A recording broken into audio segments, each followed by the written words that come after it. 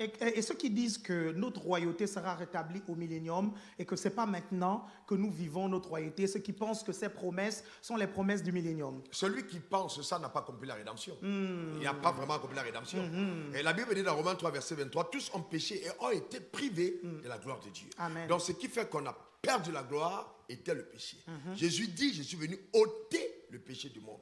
Donc s'il a ôté le péché du monde et que nous avons été pardonnés, c'est légitime que notre gloire soit restaurée. Amen. Donc Amen. on ne peut pas être pardonné à moitié, donc il est venu pardonner. Justement, il faut donc la restauration de cette gloire.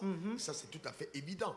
Et c'est pour ça qu'il a dit, lorsque vous priez, dites notre Père. On aura le temps d'expliquer pendant le séminaire pourquoi il a dit, ne m'appelez plus Dieu, mais votre Père. Il répond là à une alliance. En fait, il répond au fait qu'il a fait un serment à Abraham, notre père, en disant, ta postérité possédera les portes de ses ennemis. Abraham n'étant plus là, étant entré en alliance avec Abraham, nous sommes donc devenus par la foi des fils d'Abraham. Et comme il est le père des veuves et des orphelins, pourquoi? Parce qu'Abraham, notre père, n'est plus là. Il doit prendre la place d'Abraham pour nous. Il dit, lorsque vous priez, ne m'appelez plus Dieu. Je me tiens à la place de votre père qui n'est plus. Donc en fait, il ne nous apparaît pas pour nous, mais pour répondre à une alliance qu'il a eue avec notre père.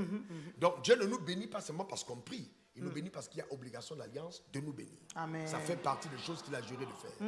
Et ça, c'est vraiment important. Et vraiment important que les croyants le comprennent. Mais d'après toi,